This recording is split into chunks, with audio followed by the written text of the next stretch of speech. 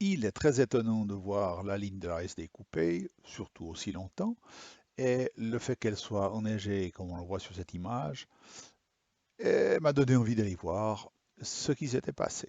Alors, allons-y.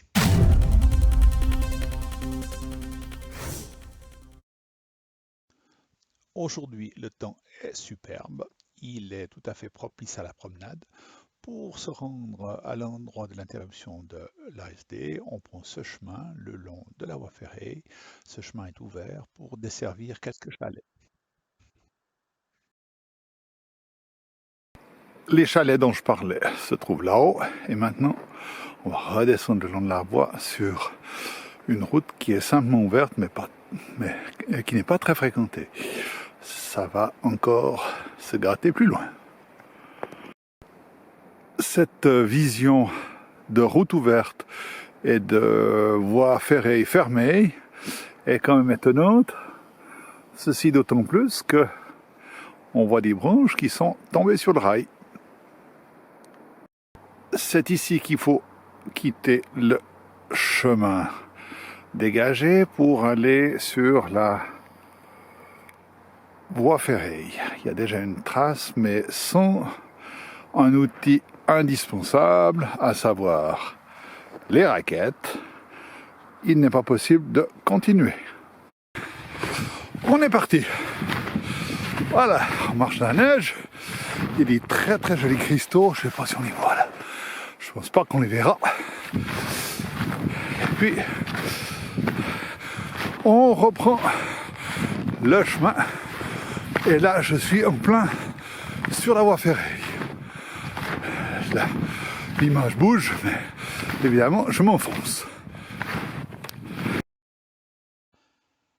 Je reprends ma progression en poussant énergiquement sur mes bâtons. Je découvre toujours avec bonheur cet endroit sauvage de la vallée des Ormonts. Finalement, j'arrive dans un endroit où un rayon de soleil fait briller de superbes cristaux de neige. J'adore.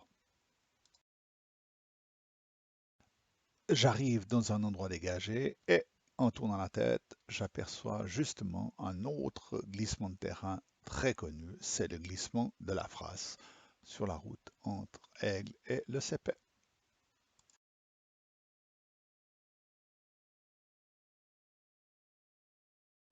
J'arrive à la hauteur de la conduite forcée de la centrale du pont de Latine.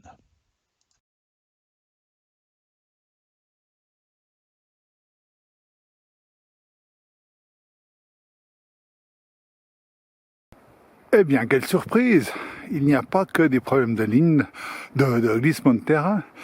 La ligne de contact a été sévèrement endommagée par des arbres qui sont tombés depuis là-haut, et pourtant, la forêt semble avoir été entretenue, comme on peut le voir sur ces images. Alors voilà, un événement de plus.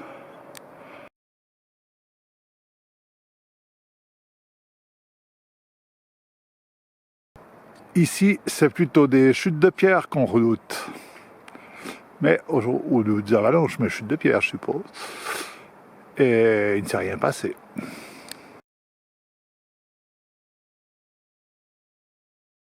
J'arrive enfin aux Fontanelles, lieu du glissement qui cause de si grands soucis au chemin de fer. Vous pourrez remarquer que j'ai bien circulé sur la voie et non pas le long de la voie. J'ai donc respecté le règlement. Je constate aussi que les TPC sont des bons citoyens puisque la halte des Fontanelles est assurée auprès de l'ECA. Vous voyez le numéro ECA au centre de l'écran.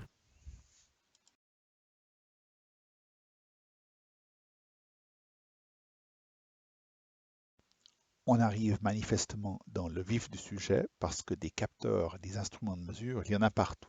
Les lieux sont sous un contrôle étroit.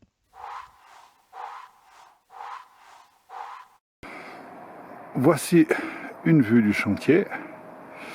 On distingue bien les instruments de mesure qui sont placés sur le terrain pour déceler des glissements, des inclinaisons anormales de la pente. et puis la voie ferrée. Ce chalet est très joli, mais il se trouve en plein dans le glissement. Il est un peu isolé aussi. Je ne sais pas quel est son avenir.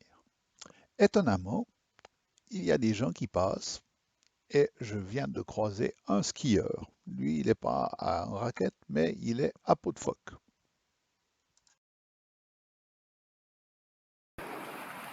Légèrement en aval du chantier,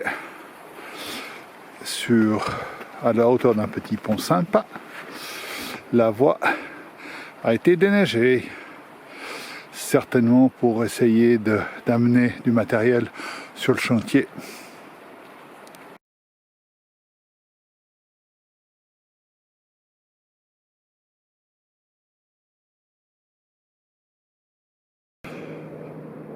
Voilà encore une fois le chalet dont je parlais. La voie ferrée, le terrain qui bouge, avec des instruments de mesure. Et si je me retourne horizontalement, eh bien, oh surprise, on ne voit plus rien, parce que là, ça descend fort quand même. Voilà, faut pas que le train finisse là-bas. Au Fontanelle, on trouve de tout, même un rucher surveillé par vidéo. Bon, c'est l'heure de rentrer. J'aurais pu partir à gauche pour suivre le chemin pédestre, mais je préfère partir à droite, à l'aventure sur la voie ferrée fermée. Le retour est plus facile que l'aller, bien sûr. J'ai fait la trace en venant et notre ami le skieur à peau de phoque a aussi amélioré le chemin. Et un petit coup d'œil sur le Mont d'Or.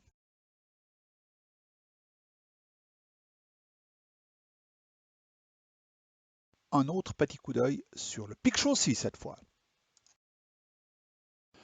Me voici déjà en vue de l'Halle des Planches, mon point de départ. Qu'est-ce que c'était sympa de m'accompagner dans mes aventures. Merci beaucoup. À bientôt!